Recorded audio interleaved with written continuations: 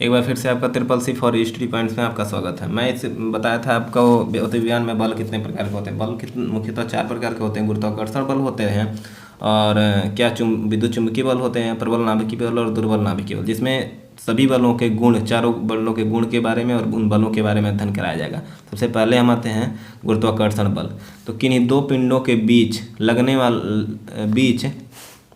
इनके द्रव्यमानों के कारण लगने वाले आकर्षण बल को, यानी दो पिंड रहेंगे, उनके द्रव्यमान के कारण उनके लगने वाले आकर्षण बल को गुरुत्वाकर्षण बल कहते हैं। ठीक है।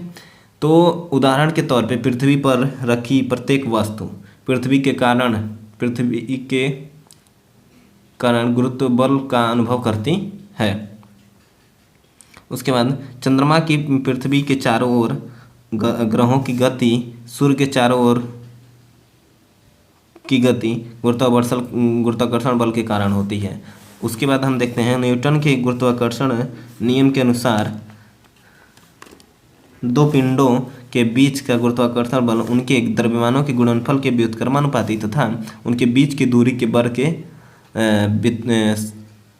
अनुक्रमानुपाती इधर होता है तथा व्युत्क्रमानुपाती होता है। यदि m1 और m2 दो पिंड हो तथा इनका पिंड का द्रव्यमान m1 और m2 इनके पिंड का द्रव्यमान हो तथा इनके बीच की दूरी r हो, ठीक है, r छोटा लेटर का मानते हैं यहाँ पे, ठीक है, तो लगने वाला बल क्या होगा, इसको मैं डेरिवेशन से बताता हूँ, ध्यान दे दीजिएगा। डेरिवेशन से तो मान लीजिए कि दो पिंड हैं, एक क्या है, इसका द्रव्यमान m1 है और इसका द्रव्यमान m2 है। ठीक है। इन दोनों पिंडों के बीच की जो दूरी है वो क्या है, आपका r है।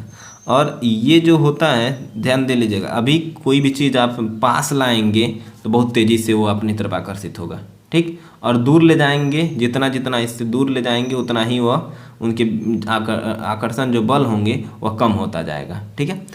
खींचने की शक्ति जो होगी वो कम होती जाएगी। तो इनके कहने का मतलब ये है कि जो दूरी होता है व्युत्क्रम के बराबर होता है। ठीक है। और जो द्रव्यमान जो होते हैं, तो जितना बड़ा आप द्रव्यमान ले लिए उतना ही तेजी से आकर्षित होगा, बड़ा द्रव्यमान होगा।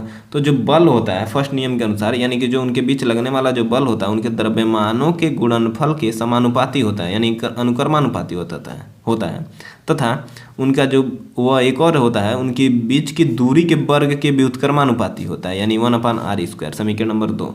ठीक है। तो ये कहने का मतलब ये हुआ, द्रव्यमान बड़ा होगा तो बल भी ज़्यादा लगेगा, और अगर दूरी बढ़ाते जाएंगे तो बल क्या होता जाएगा, कम, और दूरी कम करेंगे तो बल ज़्यादा, यानी उल्टा, ये उल्टा होता है और ये सीधा होता है। अभी दोनों समीकरणों को समीकरण 1 व 2 को क्या करने पर, संयुक्त करने पर, ये आपका इंटर में भी आएगा, आवेश पर भी ये नियम लागू होता है। तो F is indirectly proportional m1 m2 into 1/r² हुआ। अगर हम प्रोपोर्शनल हटाते हैं तो इक्वल आता है, और इक्वल आता है तो एक नियतांक आता है, तो g m1 m2 बटे r², ये आपका फार्मूला तैयार हो जाता है, जहाँ